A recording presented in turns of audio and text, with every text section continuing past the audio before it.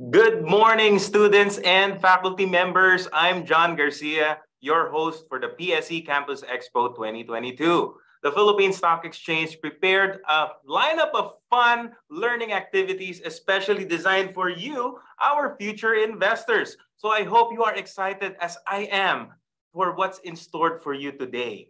So similar to how classes starts, let's do a roll call. Since we are all doing this virtually, please type the following on the chat box: your major or your course, and the year you are in, and the school you are from. For our beloved teachers naman, please share with us what and where you teach and how long have you been a teacher. All right? Sige. So let's do an attendance check now. Okay, I'm waiting for the responses to come in. Okay, so while waiting for the responses to come in, how about we okay, hold on. Well, I'll see the responses later. Here's a quick overview of what will happen today. So this morning, we will have a plenary session featuring young adults who are successful in their fields. They will be sharing their thoughts and experiences in managing finances and building wealth. Oh, I already have a response here from Diane Garcia, BSA 4th year. Good morning to you, Diane. How about our other attendees? Where are you from? Where are you? What's your school? Bachelor of Science in Management and Accounting. That's Kate Genesis Bote. Good morning. BS Management Accounting, 4th year, National University, Manila. Good morning to Shika. Okay, Don Honorio Ventura State University pala, si Dayan Cabalen from Pampanga. All right. Good morning to you too as well, Rogelio Boncaron. Okay, keep the responses coming in. All right, so we also have breakout sessions for our guests from partner stock brokerage firms who will cover basic and intermediate topics related to investing.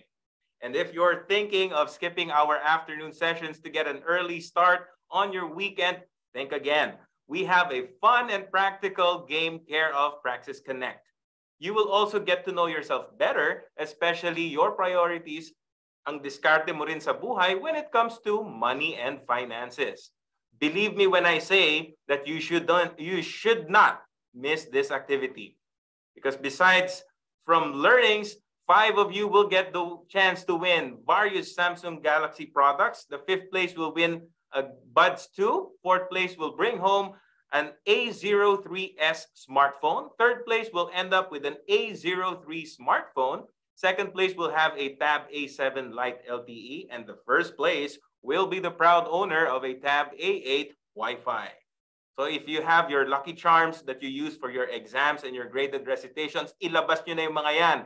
Because our motto today is learn, have fun, and win prizes. Finally, we will wrap things up with the awarding of our winners for the stock research competition. Our top 3 will win cash prizes, the limited edition PSE Campus Expo varsity jacket, and internship opportunities with our partner stock brokerage firms. Sino kaya sa ating mga finalists ang magwawagi? School nyo na ba yon? We will find out later today.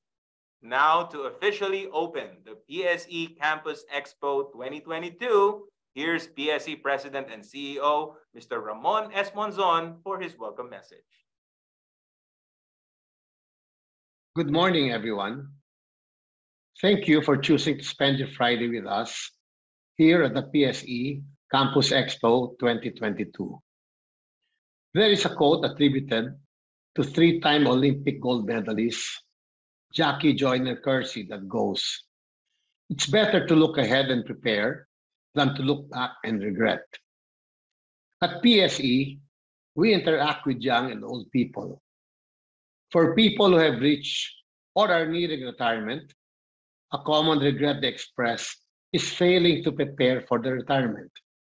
They point to several factors, from ignorance about investments to believing in investing myths and having an aversion to discussing money matters.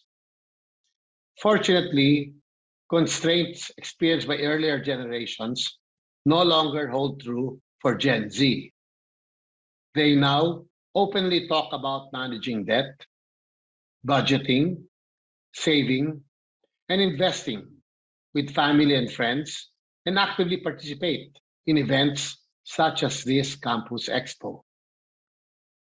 As advocates of financial inclusion and financial literacy, the PSE takes strong interest in the financial well-being of Gen Z. In fact, when it comes to investing, our motto is start them young. This is why we actively host learning sessions like this and participate in seminars and webinars organized by schools and campus-based organizations. We want to equip our next generation of investors with the know-how and skills needed for money and investment management.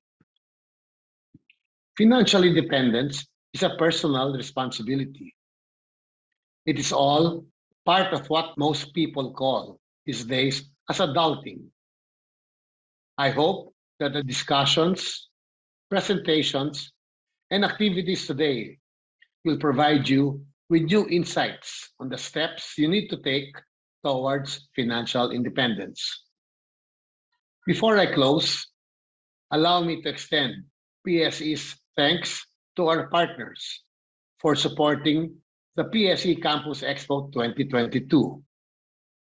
My Trade, BPI Trade, Call Financial, First Metro Securities, FAMI, GCash, Union Bank, Double Dragon Corporation, BDMP REIT Inc., Merrimart Consumer Corporation, First Gen Corporation, Metro Pacific Investments Corporation, and Robinsons Retail Holdings Inc. I would also like to extend PSE's gratitude to the special guests taking part in the panel discussion this morning, Robbie Domingo, Antoinette Aquino, and Enrique Fausto. And of course, to Salve Duplito, who is moderating the plenary session. Finally, I wish to thank all the teachers who encourage the students to attend this expo, and vice versa, students who recommended this expo as an alternative learning session to their teachers. I hope that you will have a productive and fruitful day ahead. Maraming salamat po. Thank you very much, Sir Mon. Nako, sobrang excited din ako this morning. Ang dami ko nakitang responses sa ating chat box. Napakaraming students joining us not only from Metro Manila but also from across the Philippines. So again, good morning sa inyong lahat. So now, I'll share with you another thing that makes our expo unique. Alam nyo, ang PSE, hindi kami talaga nagbibigay ng certificate for our learning sessions. But for this Campus Expo, we will provide a system-generated electronic certificate of attendance. But this is exclusive to those who will log in, watch the webinar sessions live, and answer the post-webinar evaluation surveys. So only those who will complete these checkpoints will be eligible to download their e-certificates. So you really have to earn it, guys. Kaya naman, sulitin na natin ang mga webinar sessions, listen attentively. Alam naman natin na karamihan sa inyo, pinayagan na huwag mag-attend ng classes today para mag-attend dito sa aming Campus Expo. O, ito na. It's time for Gen Z and Money Talk. This plenary session will be moderated by the founder and president of Empower and Transform OPC, whose life mission is to advance the financial education of Filipinos here and overseas. She co-hosts Discarte, a Friday afternoon program on Teleradio about entrepreneurship and finances. She likewise shares her financial literacy advocacy through various social media platforms. She serves as resident financial advisor of On the Money, a personal finance show aired on the ABS-CBN news channel, where she has a regular segment called Salvi Says. It's my pleasure to introduce to you ang financial bestie ng bayan, Miss Salve Duplito. Hi, Salve. Good morning. Woo! Kung nasa stage ako ngayon, sumasayaw-sayaw na ako. Alam mo naman yan, John. Ang sarap naman dito. Wala nang ang pasok. Nanalo ka pa ng raffle. Tapos, marami ka pang mamimit na nakaka-starstruck na guests today. Siyempre, ako yung unang nakaka-starstruck. Charing! Naku, sinabi mo pa yan, Salve. Very, very exciting talaga itong Campus Expo natin. And syempre, ang ating highlight this morning, ang iyong chikahan with our panelists. So ready ka na ba? Yes, excited na ako. Hindi na ako nakatulog kagabi just for this. And also to meet all our Gen Z future investors. At sana mag-comment kayo sa chat box dahil hiintayin talaga namin yung mga comment nyo. This is going to be a conversation. So John, really excited. Nako, go ahead, Salved. The floor is yours. Take it away. Alright, mga Gen Z investors, ito yung inyong tita, financial tita ng bayan na lang ako dito. Thank you for being here with us today. Hindi nyo ba alam na yung mga bata na aged 15 to 24 years old made up close to 20% of the Philippine population in 2020. Kayo lahat, 20% kayo. Dumadami na kayo talaga. Ito yung age group na required mag-junior and senior high. Kaya yung mga Gen Zs na kilala ko, excited na to finally get their degrees and finish school. But as school life ends, magsisimula na ang inyong adulting journey. Yung iba sa inyo, probably nagkaroon na ng head start. Ako, because of my personal circumstances, working student ako. Sino working student dyan? Paki-type 1 dyan sa chat box. Kung working student kayo, saludo ako sa inyo. Marami siguro sa inyong ganun ang situation, while others are partially or fully dependent on their parents for financial support. And there's nothing wrong with that. But in the next 45 minutes, we'll hear the money stories from our guests who are successful in their respective fields. Pagkukwentuhan natin how they started their financial journey. I'm sure excited kayo malaman ng mga budgeting, saving, and investing techniques nila. And siguro maraming chismis din. Alam mo na, maritesan lang tayo lagi. And then, dapat malaman natin yung mga strategies at the end of this day kung ano yung mga pwede nating gawin to be in a comfortable place financially. And paano naman natin i-reward yung sarili natin, di ba? Important naman yun. Huwag puro sakripisyo. Dapat may happy times rin naman. So, our first panelist requires no introduction. Roby is a TV personality, VJ, actor, and host. He impressed us as a reality show contestant of Pinoy Big Brother Teen Edition Plus. He was very popular among the viewers that it was a given that he will end up doing TV or entertainment work, even as he was pursuing a degree in health sciences at the Ateneo de Manila University back then. Ang inyong mga showbiz careers, hindi excuse para hindi magaling sa school. O, di ba? Lahat extracurricular. Wala yon. Dapat both ways magaling tayong lahat. Anyway, true enough, he signed up with talent management firm Star Magic, and the rest, as they say, is history. Alam nyo, Roby has hosted quite a number of shows such as PBB, I Dare You, and The Voice of the Philippines, among others. O yung mga nagfa-follow kay Roby, paki-type ng press 2 dyan sa baba, ha?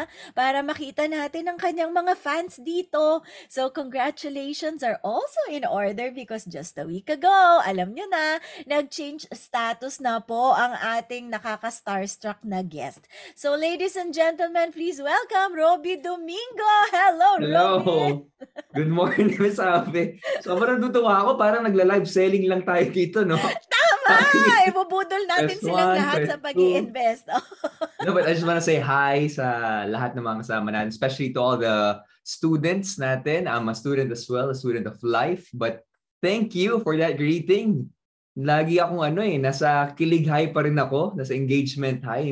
Yung kilig demon, iiyak pa rin ako eh. Naalala mamamarites na ako bago kita pakawalan. May date na ba? May date na ba kayo? Kailan na? Depende pa. Depende sa mga finances. Depende sa mga investments. Pero for sure, sa takdang panahon. Ayan, there goes ni Big Brother. Oh, di ba? There goes their first lesson for today. Huwag mo nang gagalaw kung wala pang plano. Totoo. Thank you, Roby. I'm Thank really you, looking thank you. forward to your mga tips later and magmamarites talaga ako kaya manghihingi ako ng maraming chismis. Ihanda mo na yan. Okay, our next panelist is a licensed financial advisor, a multi-awarded one at that, whose main advocacy is financial planning. Baka fina-follow nyo na siya sa TikTok kasi nakakatuwa talaga ang kanyang content. Tony founded Money Health Check, a finance channel on TikTok dedicated to spreading financial literacy and encouraging individuals to achieve financial freedom. Sabi nga ni Robbie, may pabudol dito. Magmamine po agad kayo pag nakita nyo ang babaeng ito. Guys, help me welcome Binenta, ang heart evangelista ng financial industry, Antoinette Aquino. Hello, good morning, everyone. Super happy to be on stage with you again, Miss Salve. Can I just share something? You know, when I was promoting our panel session and then I shared their picture, di ba may tagline sa taas, Gen Z investors, how young investors invest their money. And then may mga nagde-DM sa akin na these are millennials. So parang naano na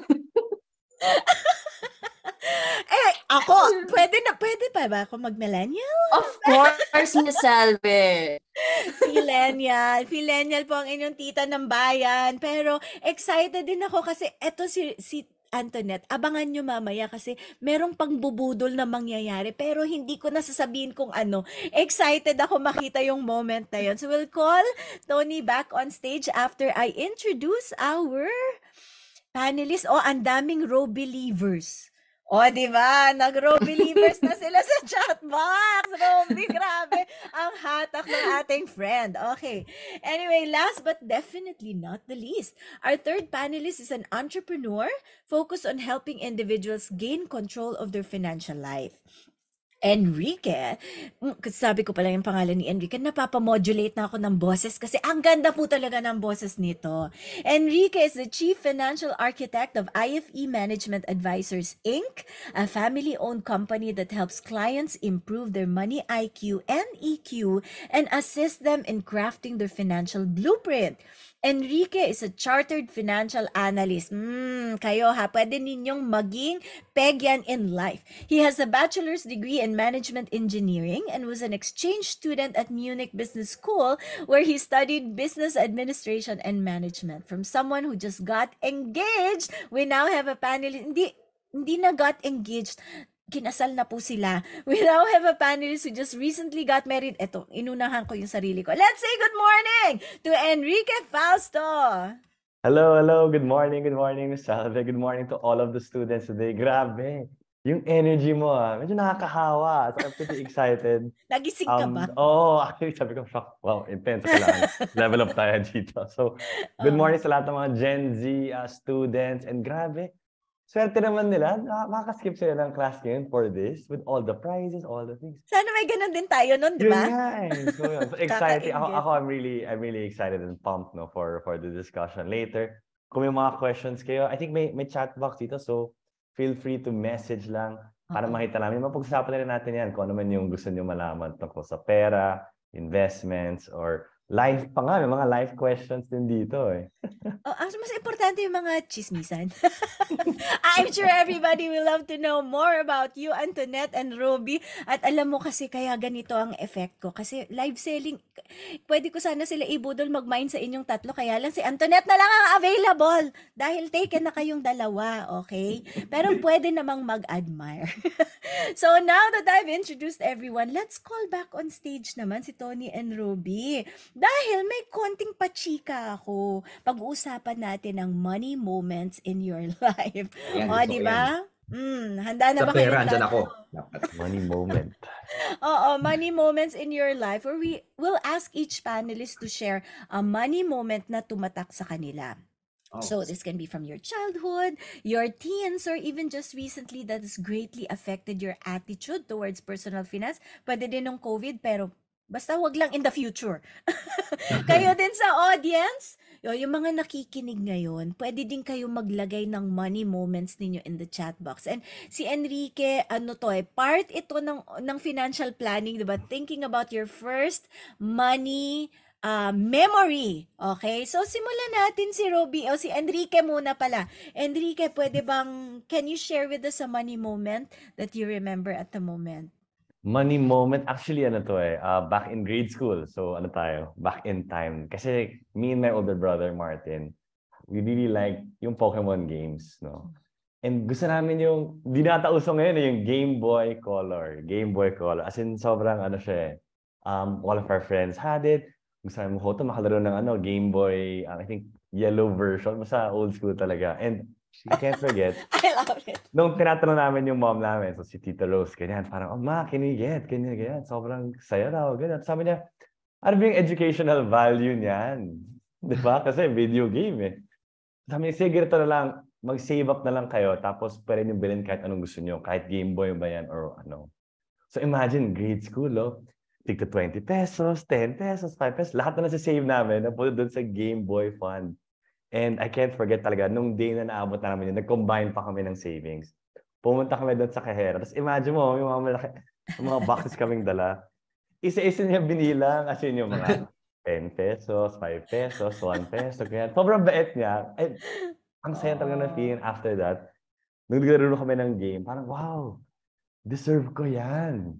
Pinaghirapan namin yung pagsisave. So yun talaga, I'll never forget that Game Boy game. It's parang wow, basta kaya ko mag-save, I can get anything. Parang ganun. Gusto ko yan, Enrique, kasi yung pala pag ikaw mismo ang nag-ipon para sa isang bagay, mas matamis ang paglalaro. Oo, grabe. May satisfaction, no? Tsaka, Yeah. let me tell Tita Rose, no?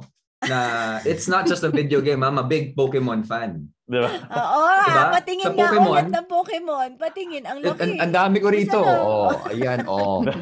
I'm a big Pokemon fan. It's a lifestyle eh. It's a lifestyle. Tsaka you will learn a lot of things like when you grind, tsaka pag nag-training ka, you will be the greatest champion. Ano pa kaya yung Sabihan mo mga siya. nilaro niya? Kasi I'm sure simula lang yung Pokemon eh. Marami pang games yan nakasunod eh. Basta hindi puso ang nilalaro ko. Yun lang. Ay, wow. Grabe. Simula na agad ng pampahashtag dyan. Huwag maglaro ng puso. Ay, wait lang. Ito si Antoinette yata naglalaro ng puso. Joke lang. Ay, may sabi mo siya. O sige, iyakan na tayo. Iyakan Okay. na. Ikaw na. It's your turn. I really wish I could pull a fun memory like Enrique, but when you have a traumatic childhood, you just can't. You just remember the bad better than the good. So for me, I guess the money moment that I will never forget was when I realized what was normal for other people, which is the kind of lifestyle that we're living. So in my case, just to give it some context, I was raised by a single mom. And she had it rough from the very beginning. So she worked as an OFW. She was also abused as an OFW. So despite all that, she made sure that I was put into a good school. So I was able to study in an exclusive private school at Ayala Alabang Village. Wow. So it was an expensive school, but at the same time, we were broke. So whenever I would go to my friend's house, I would see what was normal to them, which was like a full pantry, pagkakain ng dinner, may bangus dito, may egg dito. So ang daming options. Whereas for us, like it was only like that if there was a holiday or if it was someone's birthday. So, that made me realize and shifted the way I saw personal finance. Na if you have more money, you have more options. You can pay for convenience. So I guess that's one moment that I will never forget, and I never get tired of sharing when I talk about finance. Alam mo, gets kita. At sana yung mga estudyante dyan, okay lang din ilagay sa baba kung gets nyo siya. Kasi meron nga akong ginawa niya na, what makes you feel rich? Kasi dati sabi ko sa mga bata, what makes me feel rich is yung, meron akong fried chicken na baon sa lunch nung elementary pa. Kasi may feeling mo mayaman ka na nun, di ba? Kami nun tuyo ang baon. Kaya, I get you. Robby, it's your Yes turn. po, Miss Alve. Anong money memory na naalala mo? Bago yun, napatype ako eh. Sabi ko, Ayala Alabang Village. Ano kaya yun? Aba? Sige. Pwede Pwede mo nalagay dyan. Siguro what I can share is yung after PBB ko, when I got out of the house and I was part of the Big Four, let me share with you the biggest check that I had when I turned 18. Yung winnings ko from Pinoy Big Brother. I was second place, so I would always say to people, dinaya ako. Kasi hindi ako nanalo eh. But kidding aside, I got 500K. Tapos, with tax pa yon, So I got 400K. And then after that, biglaan kong ginamit sa down payment for a brand new car. Kasi papuntang college, feeling sikat, 'di ba? Pinilit ko na yun yung need ko versus yung want ko. Ending nun, medyo nagregret ako kasi I could have used that fund for a better investment, or for example, hindi dun sa kotse na yon, sa isang van, kasi mas reasonable no? So ang realization ko nun, dapat mas maganda yung abang ka muna bago ang yabang.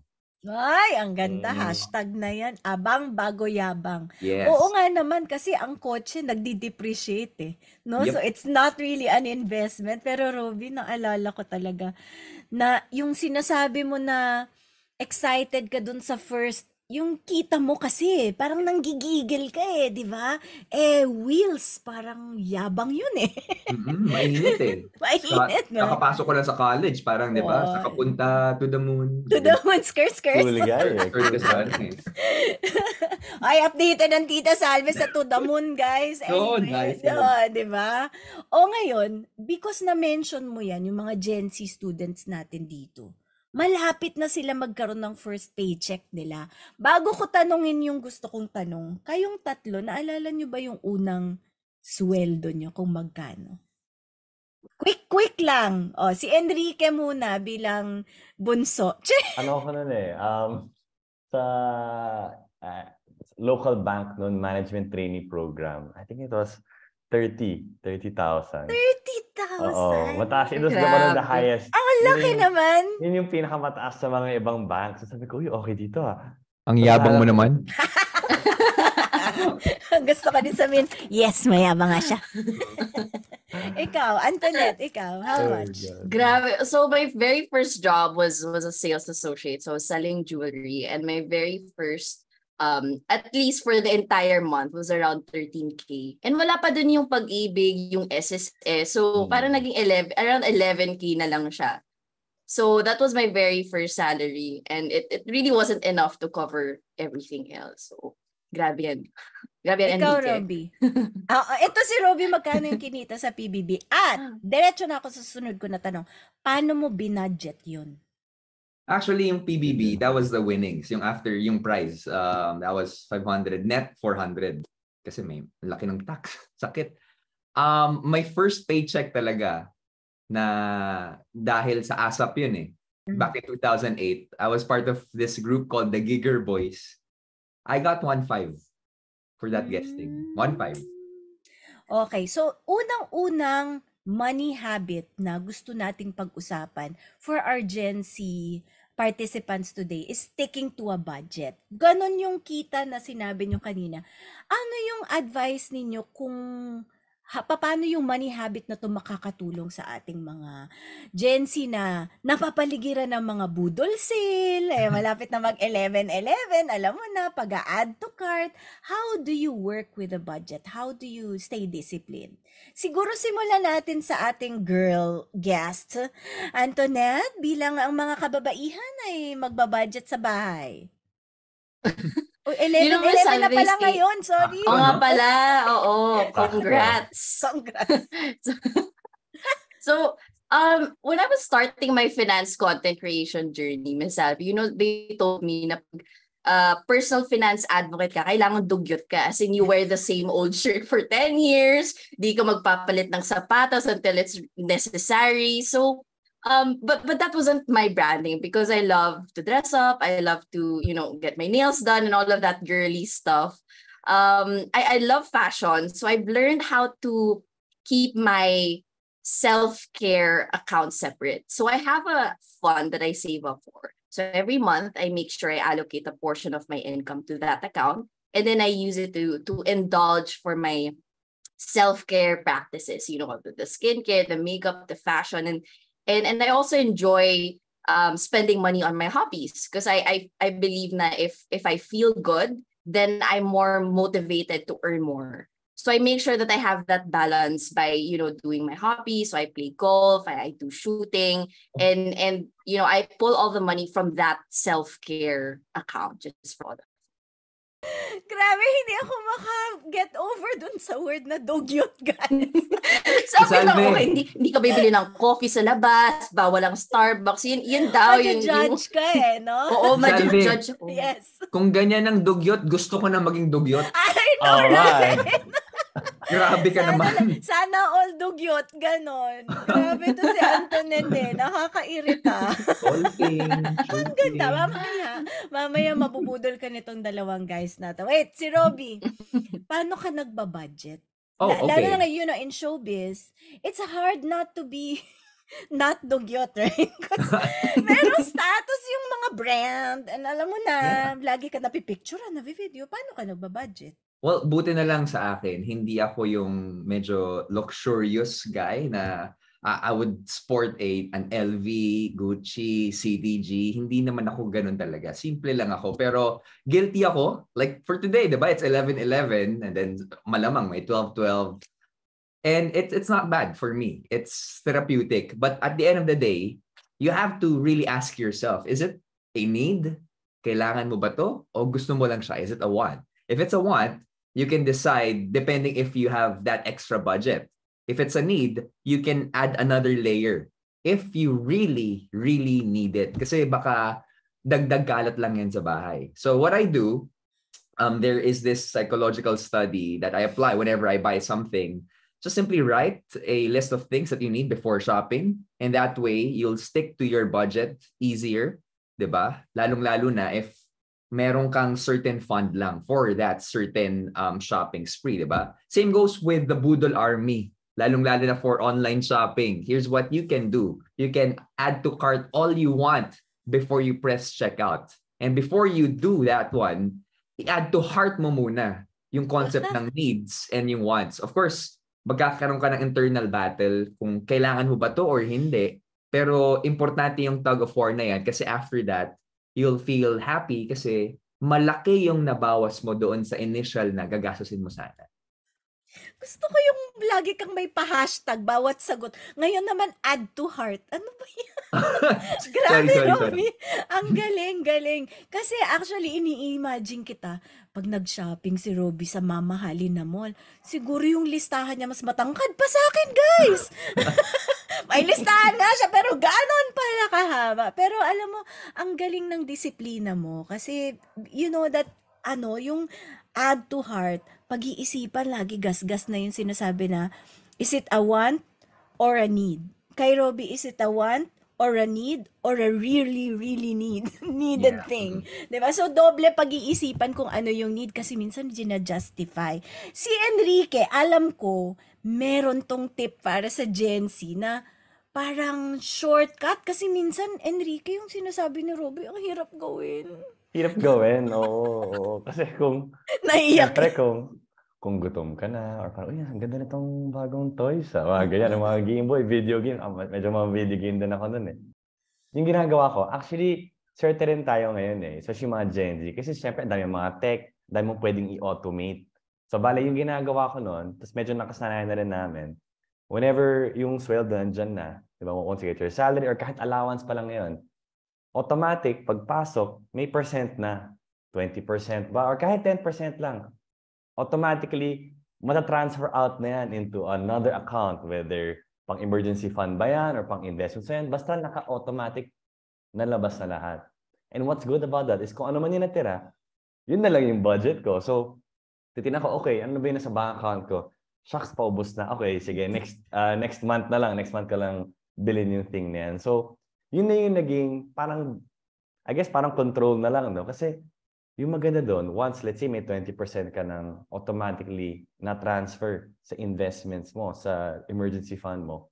Kung ano man yung natira dyan, guilt-free ka na. Enjoy mo na yun, di ba? So, ikaw, basta may pera pa dyan, hindi okay pa naman. Okay pa, sige, labas tayo, ganyan. And alam mo na, okay, malinis yung konsensya mo na, okay, nakasave na ako, nakapag-invest na ako. So, kung ano man yun nandyan, sige lang, enjoy na lang tayo. Pero kayong tatlo, itong tatlong different styles ninyo, paano nyo dino-document? Kasi 'di ba, may listahan ka gano'n, bumili, nag-save. Pero it's also important pala yung isang money habit na lahat ng ginagawa mo, dino-document mo at ino-organize mo. Kay Enrique na lang tayo ulit. Sige. Pabaliktad naman. Okay, you go ahead, Enrique.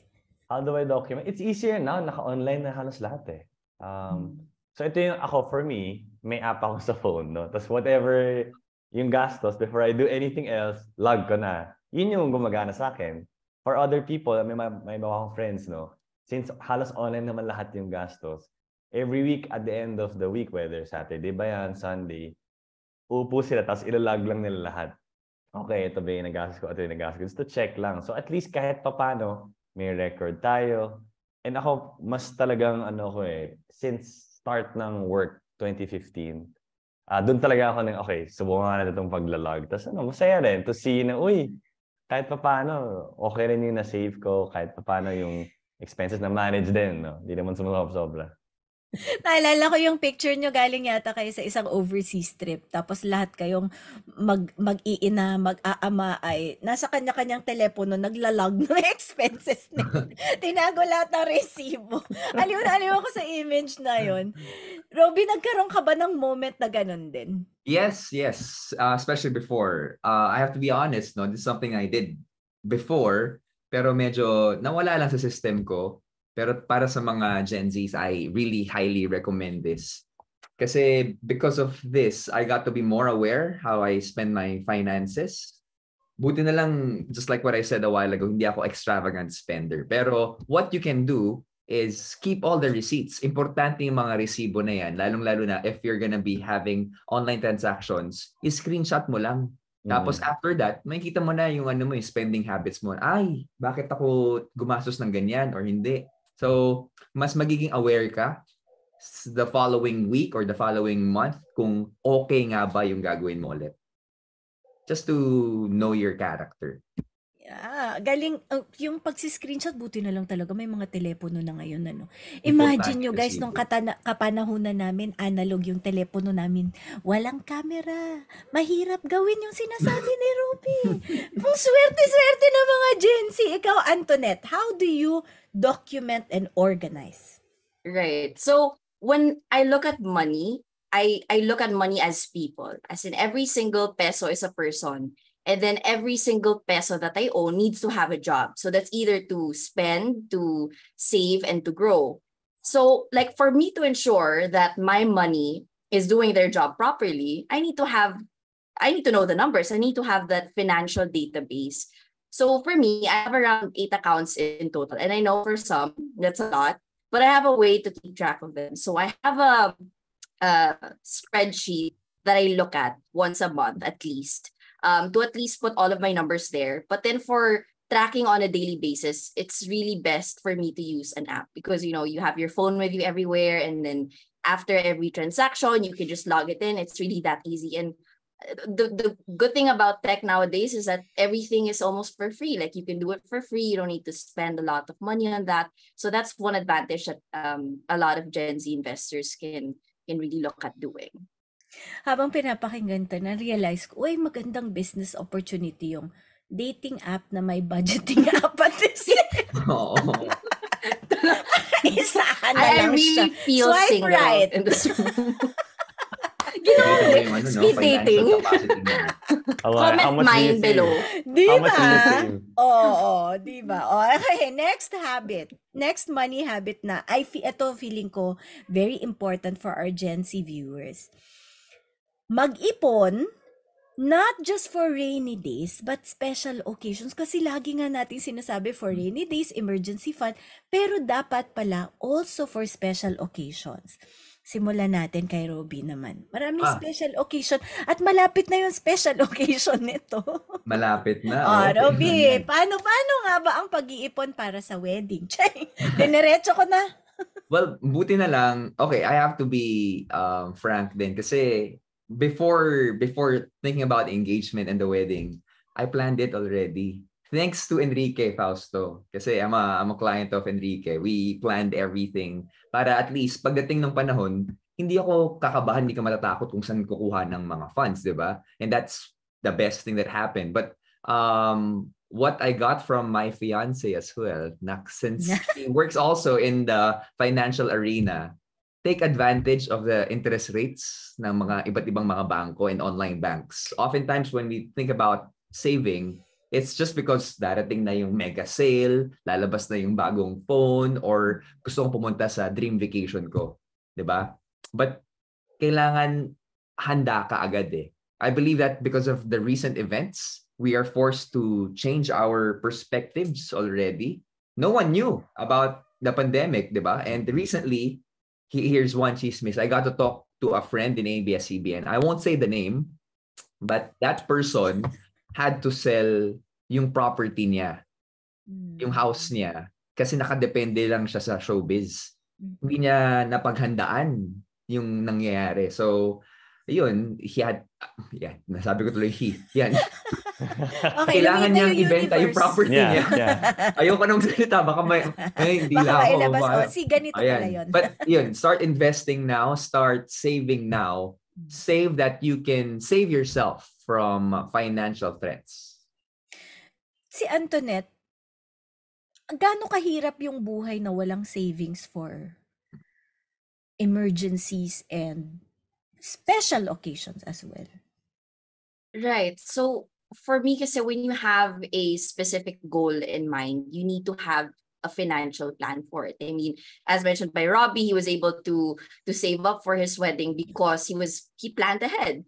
So you need to have direction, especially when it comes to money. And for me, when you have a goal in mind, then it's important to be able to set aside a specific sum each month. You know, it's better to do it ahead of time instead of just spending a bulk of cash on the spot. And if you're not ready for that, then, you know, you also have to brace yourself for the financial uncertainties that might come your way. And that's why it's very important that we have a safety net. You know, we also have a contingency plan. You wanna hope for the best, but also protect your downside. And that's being able to ensure you have adequate emergency funds, you know, you're also properly insured. That way you don't have to touch whatever it is you've worked so hard to save up for, just because you weren't prepared. So very important, Salvi, yung may contingency plan ka, especially while you're saving for your long-term goals. Enrique, itong sinasabi ni Antoinette, parang hindi nararamdaman ng mga bata yan, di ba? Kasi when you're young, you feel immortal. Hindi na mababata si Enrique. YOLO. Ay, wala may sing-sing na eh. May sing-sing na daw Suddenly, siya. I feel old. Adulting na talaga siya. Pero di ba, we feel young. We will live forever. Hindi natin kailangan yung mag-save for the future kasi never tayo magkakasakit. Ewan ko sa mga nakikinig ngayon, ganun ba yung pakiramdam nyo? How do you counter that? Bakit important to think about the times when we're not well? Or yun din, special occasions in the future, yung ipapadate nyo kay Antoinette kasi kanina maraming narinig ko. nag-a-apply ngayon. Parang baliktad. Ako yata yung Marami nag-a-apply. Alam ko marami kayong gusto i-recommend. Natatakot lang kayo na baka ma-put on the line of fire. Ganyan. Iinom na lang muna. Sige. Enrique. For me kasi, di ba the two things, no? There's emergency fund and then there's yung mga special occasions. What I do, and I tell some of my friends about it, no? Yes, mag-save up tayo every month whenever may cash dyan. Or I saved a bit on this expense. I earned a little extra from a gift or whatever. I set aside the emergency fund. But for what some people really like is I have what they call a fun fund. Fun fund. So if you're able to earn a little extra, or you got a little extra gift, or you did an extra job or sideline, and I think ang dami online eh. Daming mga online side hustles, jobs that's available. If you earn a little extra, save a little extra, you can then add a little extra in the fun fund. And what I really like about this fun fund is, yes, may emergency fund, syempre, that's very important. But the fun fund is the one, there's this gift I want to give to this girl, ganyan. I want to take her on this nice place para sa date, ganyan. Or even or kahit at home at family, parang shocks. Si mama, parang she could use a new, parang new gadget or new, For me, that's where na-enjoy mo yung hard work mo eh. If, may fun fund ako, tas kung malaki na medyo yung amount sa fun fund, I can use it to make someone else happy. For me, yun yung naging special occasions na whether it's their birthday or it's a big anniversary or whatever. That's what I want to do kasi that's when I can feel na the money I'm saving is not just for me, no. It's for my friends, it's for my family, for people na I care about. No? So, yun, doon ako. Mas doon ako. May emergencies. Pero I think having fun with parang enjoying your money is one way na talagang you can keep going. You can keep Mas saving. masarap mag-ipon no? Mas masarap mag-ipon when you know you can do something fun with it. At saka, wag naman, mga bata, wag naman kayo humingi ng pera sa nanay nyo para bigyan siya ng bouquet. Dapat may sarili ka. Pero you mentioned this already, Enrique, yung racket. Okay. Kahit mga Gen Z, pwede ka nang kumita. Sabi mo, maraming ways to make money online. Our next money habit, having multiple streams of income. Hindi lang isa. Paki-explain very quickly. Quickly lang kasi medyo nauubos ang oras natin. Pero how important is this in financial management habang magiging adult na sila na hindi lang isa dapat ang stream of income? Yeah, kasi the pandemic showed us na yung mga akala mong stable job, basta pwedeng biglang mawala. Di ba? I mean, who knew what would happen in the pandemic? Restaurants closed, di ba? Yan, yung mga events biglang nawala. So, having multiple streams of income means, yes, you may have a job, no? Or you can have, but you should also think about other ways, no? Whether you're editing videos for this other company, or you're gonna take on clients on the side, or you have what we call yung mga passive investments, no? Whether that's stocks ba, bonds, maybe get into business.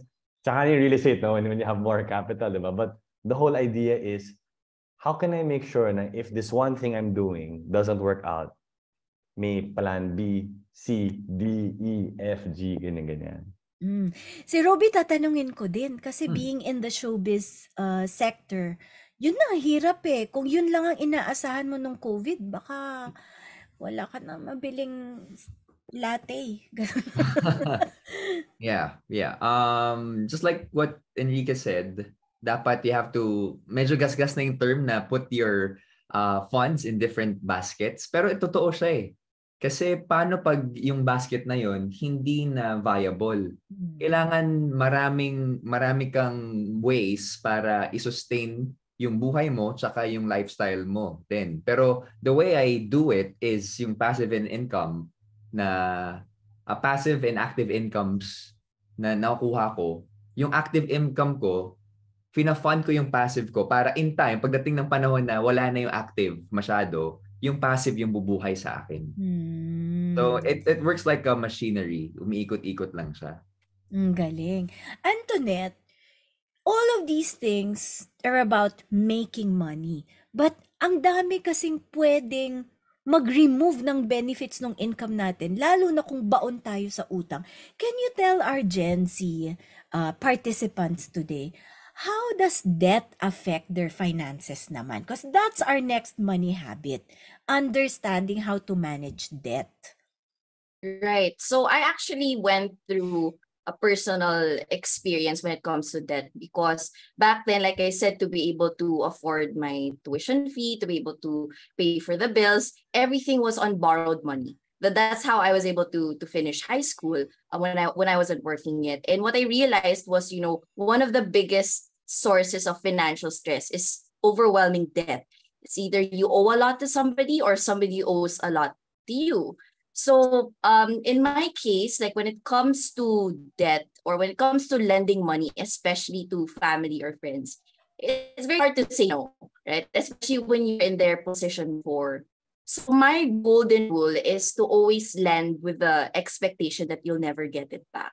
Yan lagi yung rule ko. So never lend what you can't afford to give away.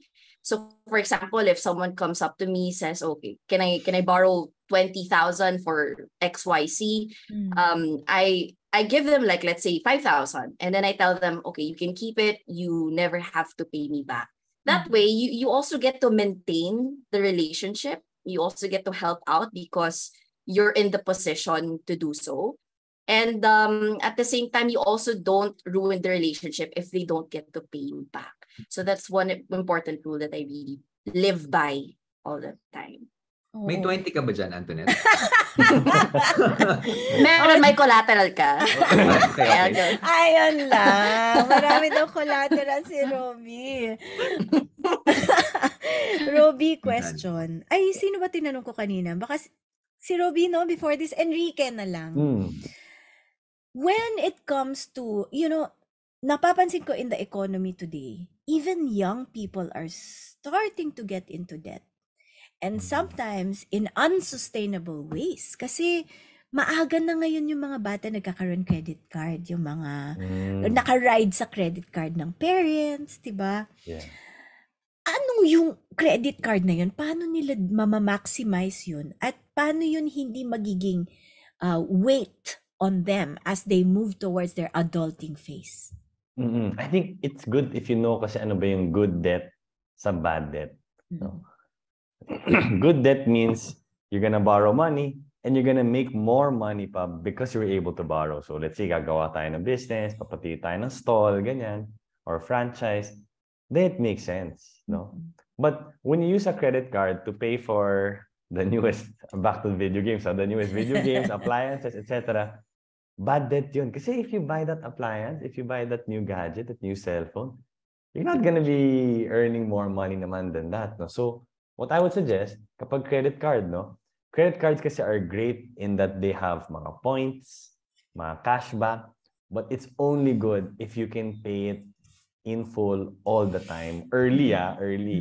Kasi the moment you don't pay in full, ang sakit ng interest charge. Parang ano yan eh, the analogy I give is, it's like you're swimming, paakyat, and then suddenly kung may debt ka, parang may nakatali sa'yo na anchor pabagsak. That's really gonna destroy any progress you have if you're letting this debt eat up and earn, parang essentially you're letting the bank earn off of you. And dapat ikaw dapat yung may investment, ikaw dapat yung nag-earn sa kanila.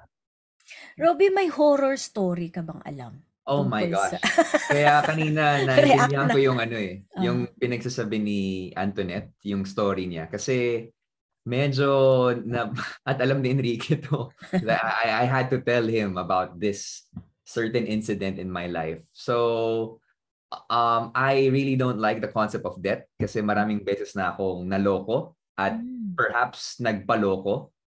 Kaya happy ako na I got someone from the financial world who will be taking care of our money in the future because she's really smarter and wiser when it comes to these things. But yeah, she told me one thing, yung debt is only good if it is used to finance something that will offer a good return. Tulad ng sinasabi ni Enrique, like getting a house, 'di ba? Kasi over time mag-appreciate naman 'yan, tapos lalaki yung value niyan. Pero mahirap talaga magpautang. Medyo natutrauma rin ako pag-uusapan ko eh. Kasi umabot na rin ako sa nagpautang ako ng not almost 7 digits. And yeah, until now medyo naghahanapan pa rin kami. Pautang? Hindi kita tatakbuhan. Joke lang. Yun So naman dapat feeling ko kailangan na talaga maintindihan while young, no? Yung tsaka yung compounding interest on debt. Yun yung talagang sinasabi ni Enrique that will pull you down even as you're trying to swim up. Now, the Gen Z population, ayaw natin na debt yung copium. Alam ko yung term na yon. Copium nila, no? So, to avoid Di ko alam yun, Miss Al. Paki-explain kay Antoinette. Kasi, Ako po yung Gen Z dito, pero hindi ko po yan alam. Grabe ka naman, na-hurt ako doon. Uy, taga lang. Relax ka lang. Ngayon. Shots fired eh. Shots fired. Para hindi yun ang kanilang way to cope. Sige. Way to cope sa kanilang mga financial issues eventually when they become adults. They need to plan for their future. And this is our last money habit to discuss today. They need to plan for their future. Lahat naman tayo gusto natin to have a comfortable life, diba? Maybe not everybody wants to be a billionaire like Enrique. Mga $500 million pwede na. Pero we want to be comfortable. Is it true? I'll ask Antoinette naman. Is it true na you'll never get there if you don't have a plan? Oh, it's true because, like, for example, what I always advocate, especially to my clients, the importance of having a financial plan or a financial blueprint. And I usually go about it into 3 steps. So the first one, the basics, you'll determine their goals, their ambition, what's a personal ambition that you want to achieve in X amount of years. And then from there, we lead on to the second step, which is to assess their current financial status. So it's where, you figure out their income, their total expenses. And then the very last step would be to develop holistic financial strategies to be able to help them to go from point A to point B and then to point C. So that's a very important step. But I think Enrique here also, being the financial architect that he is, would also get into details about how exactly to build that financial plan. Take it away, Enrique. Wow, ganda na Galing segue nga, niya. galing, Throw the galing. mic. I used to add, no? Wait. Galing na nasabi ni Antoinette. And what I like, the whole idea about just sitting down, doing, even if it's by yourself lang, just thinking about what do you want in life. Parang ano yan, I don't know if you guys know yung The Secret. Yung, when you think about it, it's like you're telling the universe or you're telling God na, ito yung gusto kong mangyari. Di ba? And when your mind is open to that possibility na, uy, I can have that kind of life pala in the future. I can achieve that goal. Mas open na rin yung eyes mo, ears mo to, hey, baka this is a path that can lead to that. Baka that's a path that can lead to that. Or the opportunities that come, may isip mo, hey, this can help me level up or move one step closer to my goal. So the plan is great, but I think even just the sitting down, thinking about what do you really want? Ba? Ano gusto ko mangyari sa buhay, di ba?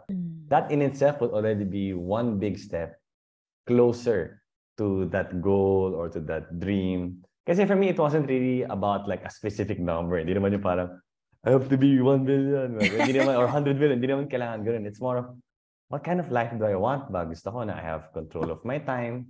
Gusto ko na kung gusto ko magbigay ng gift, kaya. Kung gusto ko mag-donate sa mga church, ganyan, kaya. Yung parang hindi ako ma-affect masyado kasi kaya naman siya. So then I could figure out, okay, so dapat pala may savings ako parate. Dapat pala may investments ako that's growing kahit natulog na ako. No? Yun nga, gusto ko papunta tayo dun sa exciting part ni Enrique. With the economy the way it is right now, ano yung means na yun? Ano yung path na yun? What kind of investments should they think about now? In under 2 minutes. Alam ko mahirap gawin because this is something we talk about for hours, but time check, under 2 minutes, ano yung mga possible options? Yeah. What I would do is you choose what specific goal are you talking about. Is it a short-term goal, like an emergency fund? You can use the likes of yung mga high-interest online bank savings o yung mga interest rate nun. You can use mga money market funds. It's available na. There's so many platforms to do so. And what if medium-term goal? Okay, maybe the next 3 years, 5 years pa yan. Whether it's moving out of the house, whether it's planning for down payment, wedding, ganyan. You can use things like yung mga medium-term investment like bonds, no, or bond funds. And if it's long-term, okay, gusto ko, I want to retire when I'm 45 or 40. Matagal pa yan, di ba? Gen Z pa naman, no? Then you can use things like stocks, businesses, na yes, mas risky yung mga yun, no? Yes, it's gonna be a bit more difficult to get into it. But yun talaga yung that's gonna really help propel or talagang accelerate yung wealth creation mo. So, kailangan nakabucket yan. Kung short, medium, long term, may kanya-kanyang investments. Parang basketball team ba? You can't let the center do all of the 3-point shooting. Dapat may kanya-kanyang role yan, like with your investment. Di ko gets yung basketball na analogy kasi 4'9" lang ako eh. Ikaw talaga. Thank you so much, the three of you, for that wonderful, wonderful conversation. Meron mga reaction sa ating mga viewers. Sabi ni Hazel, agree you should only get credit card if you are really responsible. O gets nila. JV naman, Notion is a good app to track your money. Kaya talaga yung mga app na yun, nahirapan ako mag-update sa sarili ko. Isa says, kudos to all speakers. Galing ng mga kwento and hear it. Hope to see all of you in the next PSE event for us students. And Jefferson said, determine your goals. Know your status and determine your strategies. Ang galing ng mga takeaways nila. And can we give one last round of key takeaways from everybody? We'll start with Roby and then Antoinette and then back to Enrique. Actually, I got three. No, I'll make this really quick. First takeaway is I am so jealous of you guys. Because if I had this when I was younger, then I would have avoided the numerous mistakes I've had when it comes to handling my finances. So thank you, PSE, for making these kinds of events for our students. Maraming salamat po. Now, second is related to what I told my friends about my ex-girlfriend. Okay? Now my fiance. Kayo talaga, oh. It's coming from coming from a message of love. And I have to tell everyone that I love her so much. I'll take care of her, not just today, not just tomorrow, but forever. And one way to do that one is to achieve financial freedom, to really save up, invest, prepare, and plan for your future, our future. And when you don't have to think about your finances, you can focus on other important matters as well, diba? Third is not money related, or could be if you can monetize your skills. And that is the best investment that you can make is investing in yourself. So you can help others too eventually. A version of myself years ago might tell you, don't stop getting hungry, diba? Don't stop getting hungry. Kailangan kuha ka lang ng kuha. The more matured Robbie right now would tell you that don't let that hunger consume you. Money matters. Believe me, kailangan yan. And it's really great if you bring these words to heart. But there are also things that are more valuable than cash. And I know you know the answer to that one. Grabe pa. Pabahain naman ng hearts dyan sa baba, guys. For that, yung grabe. Ramdam ko yung sinasabi niya. Antoinette, how about your final words? Grabe yan. So, what I've noticed, Salve, Robbie, and Enrique about the Gen Zs is that they're more socially aware. You know, like they call out this, they call out that, social media, you know, that's the kind of leverage that this generation has. And you know, there's still a popular narrative going around that the system is rigged. And I get that because we feel, especially during post-election season, we feel as if, you know, there isn't anyone in power that's representing our concerns, especially when it comes to financial and social issues. But I've always believed that the power is in the hands of the people. We have to become that power. And just to hop off what Rob said, and that means investing in yourself, working on yourself. Because when you're able to exert influence, when you're able to use your resources to help other people, then that's one way to contribute to society. So for me, building wealth is never going to be something that's selfish. It's a moral responsibility for all of us, because when you're able to sustain yourself, you're no longer a financial burden to other people. And at the same time, when you have excess of it, you can use it to be a blessing to more people. So the more you have, then the more you can help. So the best way that you can contribute to society is if you work on yourself. Yan yung message ko for the Gen Zs out there. Enrique. Galing. Just to add on to what everyone already said, I agree 100%. For me, key takeaway would be money is a tool. It's not good. It's not bad. It's up to you how you make it. If you want to be a good person or even better person, use money to be a better person. At the end of the day, you want to be the master of money. You want to use it as a tool, not because you just want more money. It's because what life do you want? Money is the one that's going to help you get there. So you have to master money so it doesn't master you. Na wala kang ginagawa kundi work for money na lang, no? But to use it as a tool to have the life that you want and hopefully be a good person and make the society, the world, an even better place because you're in a position na, yes, I can help. Yes, I can give. So, I don't know about you guys, but I learned a lot from these 3 panelists today. As in, gusto ko mag-notes in my mind. Yun yung susunod na app. Yung iniisip mo palang naka-record na. Sana may Galing. ganun. Oo, Galing nun. bibili ako ng app na yun. Alright, thank you so much guys. Maraming salamat sa energy, sa pagmamahal sa financial literacy, and for guesting today. And I hope everybody took down notes also. Let me share a little bit about my takeaway today. The Gen Z population, sort of, you're inheriting a scorched earth. Ang dami nangyari in the last couple of years, and marami pang mangyayari in the next years that will make life so much harder for the world's population. But I think the hope starts with you. You're going to fix our scorched earth, but you have to take care of your finances first. That's it for me. I'll give you back now to John. Thanks, John. Maraming salamat to everybody. Thank you, Thank you. Salve, and thank you to our panelists. Ang gagaling ninyong lahat. Sobrang inspiring, nakakakilig. Nako, punong-puno ang ating morning ng learning.